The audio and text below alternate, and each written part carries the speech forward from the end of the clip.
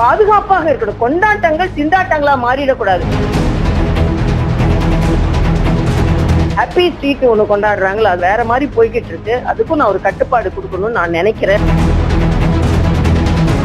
கொண்டாட்டங்கள் அளவு மீறி போயிடக்கூடாது என்பதுல நாம எல்லாருமே கவனமா இருக்கணும். கொண்டாட்டங்கள் எல்லாவற்றிற்குமே ஒரு வரைமுறை வர வேண்டும் என்பது எனது எண்ணம்.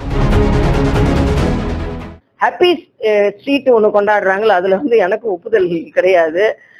அது என்ன பொறுத்த வரைக்கும் அது வேற மாதிரி போய்கிட்டு இருக்கு. அதுக்கும் நான் ஒரு கட்டுப்பாடு கொடுக்கணும்னு நான் நினைக்கிறேன். நான் இன்னும் அதை பத்தி டிஸ்கஸ் பண்ணல.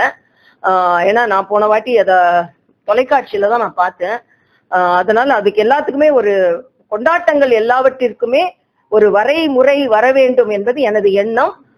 நான் காவல்துறை அதிகாரிகள்கிட்டையும் அரசாங்கத்திட்டையும் நான் அதை பத்தி பேசுறேன். இல்ல, அது பாதுகாப்பாக இருக்கணும். கொண்டாட்டங்கள் திண்டாட்டங்களா மாறிடக்கூடாது. கொண்டாட்டங்கள் அளவு மீறி போயிடக்கூடாது என்பதுல நாம எல்லாருமே கவனமா இருக்கணும். வருங்காலத்துல இந்த மாதிரி அசம்பாவிதங்கள் நடக்காம பார்த்து கொள்ள வேண்டும் என்ன பார்த்து என்னன்னு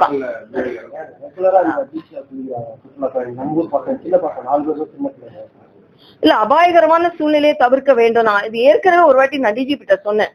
அங்க கொஞ்சம் பாதுகாப்பை அதிகரிங்கன்னு சொல்லி பாதுகாப்பு அதிகரிக்க சொல்லலாம்.